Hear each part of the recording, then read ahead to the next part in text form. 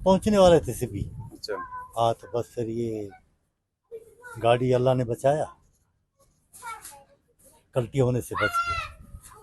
बस फिर सारे लेट गए हम लोग नीचे, कयामत का मंदिर हो गया। बस फिर सबको उतारा नीचे, सबको कब्जा तो उनका हो गया, सबको उतर गया। बस उसके बाद जो है भाई बोला भाई बैठो, बिठा दिया। हम भी आखिर में उतरा। फिर उन्होंने ये बोला कि भाई, मैंने बोला सर हमारा वाइफ है, बुढ़ी है, उसको जो है बताओ दूर बैठो।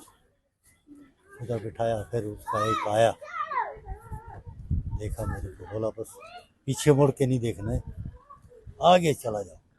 अम्मा ये बताएं कि कल आप लोग इधर से कितने बजे रवाना हुए? इधर 9 बजे हम लोग जी जी। घर से निकले। अच्छा। उधर पता नहीं 12 बजे के 1:30 बजे 2 बजे पता नहीं ऐसे धमाका हुआ है, किस टाइम हुआ है अच्छा। वो पता नहीं था। हम अपने से बस ऐसे गिर पड़े। अच्छा। हमको क्या पता किस टाइम हुआ है।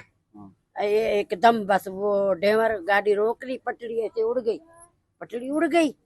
तो हमने बस परेशान ऐसे बैठे हुए गाड़ी में, अभी क्या करें। बंदे सारे उतर हमारे ऊपर।